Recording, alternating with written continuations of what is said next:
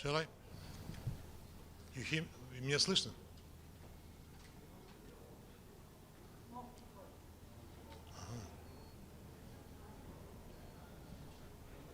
You are all focused on the JA, I see. You're all focused on the JA?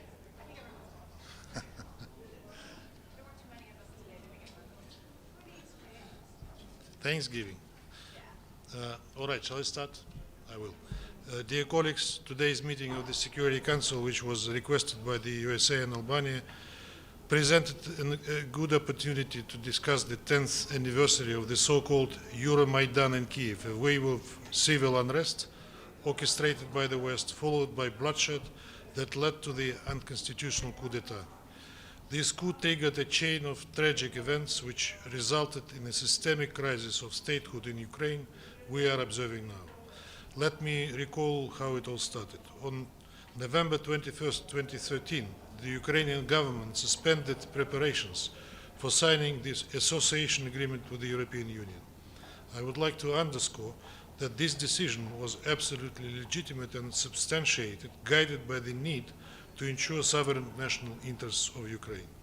The Ukrainian economy was obviously threatened by the unhindered inflow of European goods while being unable to meet EU standards for its own export.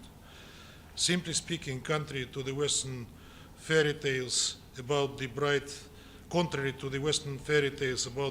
prospects of integration into Europe, Ukraine, after agreeing to sign that association agreement, was doomed to become a subordinate source of commodities and raw goods, as well as cheap labor force for Europe. In a way, the plan was to replace a notorious Polish plumber with a Ukrainian housemaid.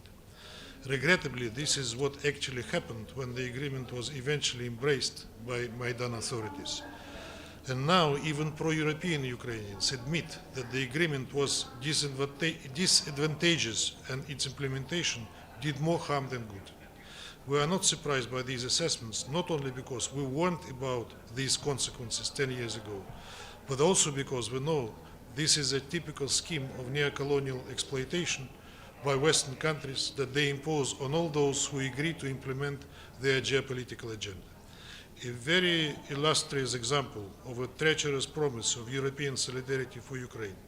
You all remember how Poland recently closed its borders to protect its farmers and markets from cheap Ukrainian products. At the same time, Ukraine was then, back in 2013, expected to open its markets in exchange for minuscule quotas, failing in any sort of trade competition with the EU. With this in mind, it's easier to answer the question why the decision of the Ukrainian government to postpone consideration of this agreement was met with so well organized and coordinated protests. We have no doubt about the key role of the EU and the USA in igniting, encouraging, and directing the protest of a loud minority using far-right radicals and neo-Nazis as a leverage. Victoria Nuland admitted in 2014 that the US invested $5 billion to prepare for such a scenario well in advance. After they led nationalists to power, they later covered them up in brutal crimes against their own people in Odessa, Mariupol, and the war against the Donbass. We all know that even the internationally approved basis for the settlement of the Ukrainian crisis, the 2015 Minsk agreements, were from the very beginning a smokescreen by Kyiv and its European sponsors to buy time to arm Ukraine and prepare it for a war with Russia. I would like to stress that, contrary to the Western propaganda, the promise of Maidan was nothing else but a bait. Ukraine has to give up everything, its sovereignty, the right to determine its future, its historic, cultural, Slavic background, and religious ties with Russia, so that its more and more corrupt elite could receive perks from its Western sponsors while sending the ordinary people to the battlefield to die for them.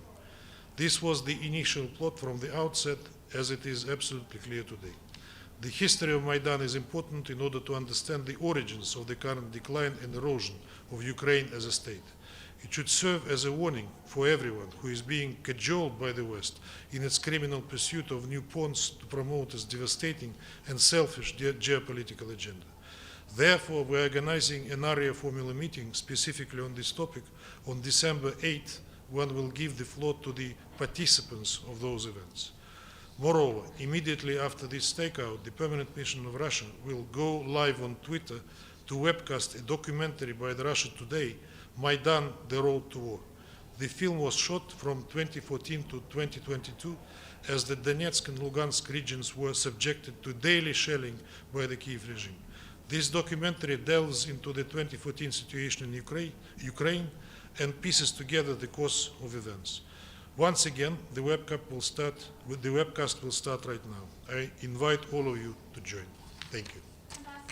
Ambassador, could you bring us up to date on Russia's talks with Iran on providing Moscow with ballistic missiles for use in Ukraine? I have no news about such talks with Iran. Sorry.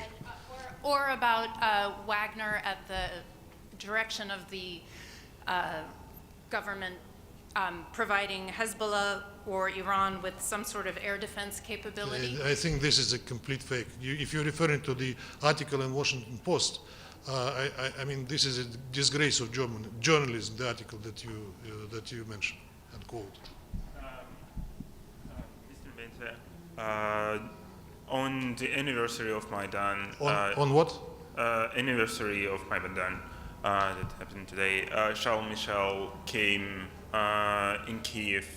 What do you think that means? First of all, it's a sad anniversary. I wouldn't call it even an anniversary. There's just a date that marks the 10th year after it all happened. I think that he should have come to apologize to Ukrainians for all the promises that the EU made to them and could not and cannot fulfill. Thank you very much.